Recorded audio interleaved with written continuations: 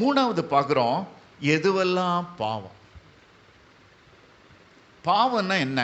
நிறைய இருக்குது. வேதத்தில் நிறைய காரியங்களை பாவங்கள் என்று சுட்டி காண்பிக்கப்பட்டிருக்குது. பாருங்க, 1 யோவான் 3:4 பார்க்குறோம், நியாயப்பிரமாணத்தை மீறுகிறதே பாவம். பாவம் செய்கிற எவனோ நியாயப்பிரமாணத்தை மீறுகிறான். ஆண்டவர் வெறும் நியாயப்பிரமாணம் மட்டும் இல்லை, நிறைய கற்பனைகளை கொடுத்துருக்காரு, நிறைய கட்டளைகளை கொடுத்துருக்கிறாரு. நம்ம யோசித்து பார்த்தோம் என்றால், தேவன் மனிதனை நேசித்து அவன் என்னென்ன பண்ணணுங்கிறத குறித்து கூட, அவன் எப்படி தன்னை சுத்திகரிக்கணும், எப்படி ஆண்டவர் சமூகத்துக்கு முன்பாக நிற்கணும், எப்படியாக பலிகளை செலுத்த வேண்டும், எல்லாவற்றையும் குறித்து, ஒரு மனுஷன் என்னென்ன எப்படி வாழணும், எல்லாவற்றையும் குறித்து தேவன் தாமே, இந்த வானத்தையும் பூமியையும் உண்டாக்கின தேவன் தாமே மனிதனுக்கு நிறைய கற்பனைகள் கட்டளைகளை கொடுத்துருக்கிறார். வேதத்தில் பார்த்தீங்கன்னா நிறைய இருக்குது.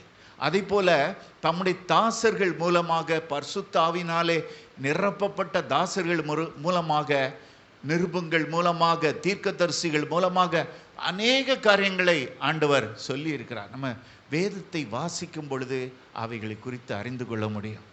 அதனால அவைகள் எல்லாமே பாவங்கள் தான்.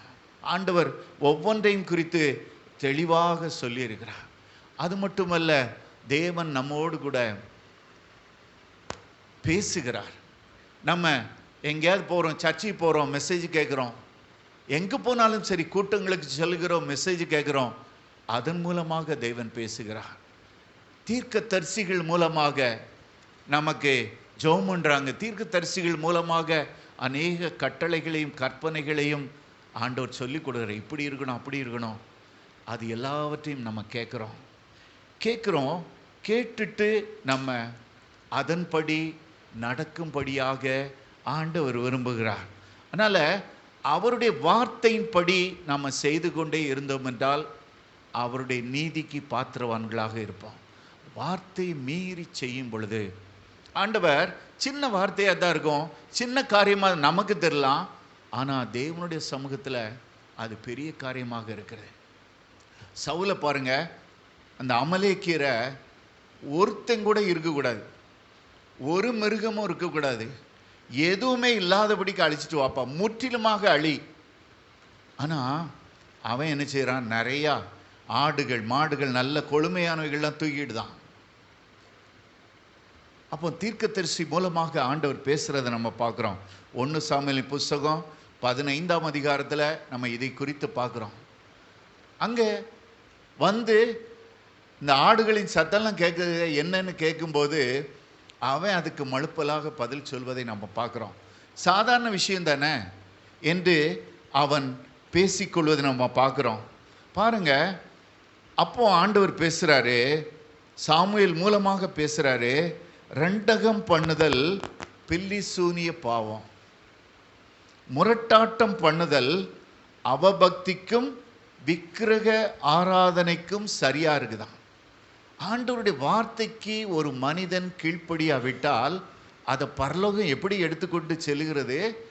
அதை விக்கிரக வணக்கத்துக்கு சமமாக அந்த வார்த்தையை எடுத்துக்கொண்டு செல்லுகிறது. முரட்டாட்டம் பண்ணுதல் அவபக்திக்கும் விக்கிரக ஆராதனைக்கும், ரெண்டகம் பண்ணுதல் பில்லி சூனிய பாவமா? பில்லி சூனிய பாவத்துக்கு ஈக்குவலாக ஒரு மனிதன் தேவனுடைய வார்த்தையை கேட்கலன்னா அவைகள் மாறி போய் விடுகின்றன என்று நாம் வேதத்திலே பார்க்கிறோம். அதனால் நாம் இந்த பாவங்களிலிருந்து தேவனுடைய வார்த்தையை கேட்கும் பொழுது அதை நிறைவேற்ற பிரயாசப்படுவோம். இன்னொன்று பார்க்குறோம், தன் குமாரரை அடக்காமற் போன பாவம். யாராவது வாசிங்க 1 சாமுவேல் 3:13. இங்கே பார்க்குறோம், சாபம் வருதுன்னு தெரியுது, குடும்பத்துக்கு அது பின்னால் ஆசீர்வாதம் கிடையாதுன்னு தெரியுது. ஆனாலும் ஏலி தன்னுடைய குமாரரை அடக்கலையா, அது பாவமாக கருதப்பட்டது.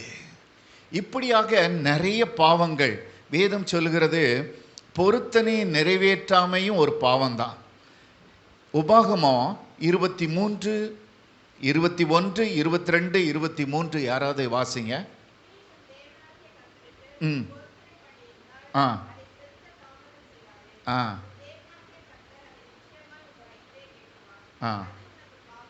ஆ அது உனக்கு பாவமாக வரும். ஆ. ம்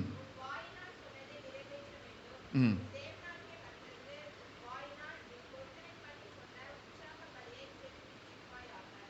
இங்கே பார்க்குறோம் நம்ம நியூ இயர் நிறைய கவனன்ட் போட்டுருவோம். ஆண்டவரோடு உடன்படிக்கை. ஆண்டவரே, நான் 2 மணி நேரம் ஜெபம் பண்ணுறேன், 3 மணி நேரம் பைபிளை வாசிக்கிறேன், இப்படி இருப்பேன், ஊழியம் செய்வேன், பரிசுத்தமாக இருப்பேன். நிறைய நம்ம உடன்படிக்கை செய்கிறோம், பொருத்தனை பண்ணுறோம். இன்னையிலேருந்து நான் செய்கிறேன் ஆண்டவரே, பொருத்தனை பண்ணி கொள்ளுகிறோம். ஆனால் இந்த பொருத்தனையை நிறைவேற்றாமல் இருந்தால் அது பாவமாக கருதப்படுகிறது. இன்னும் பார்க்குறோம், நீதிமொழிகள் 24:9 தீய நோக்கம் பாவமாம். நமக்குள்ளாக தீய நோக்கங்கள் இருக்கும் பொழுது அவைகள் பாவமாக கன்சிடர் பண்ணப்படுகிறது. சங்கீதம் இன்னொன்று பார்க்குறோம், சங்கீதம் 19:13 துணிகரமான பாவங்கள். துணிகரமான பாவங்கள் என்று பார்க்கிறோம். கொலை, கொள்ளை, விபச்சாரம், வேசித்தனம், இவைகளெல்லாம் துணிகரமான பாவங்களாக ஆண்டவரால் அங்கு அங்கீகரிக்கப்படுகின்றன. அதனால் இந்த பாவம் வேதத்தை வாசிக்கும் பொழுது ஆண்டவர் நம்மிடத்தில் பேசிக்கொண்டே இருப்பார். அந்த பாவங்களை யாவும் நாம் விட்டு விலகி ஓடி செல்ல வேண்டும்.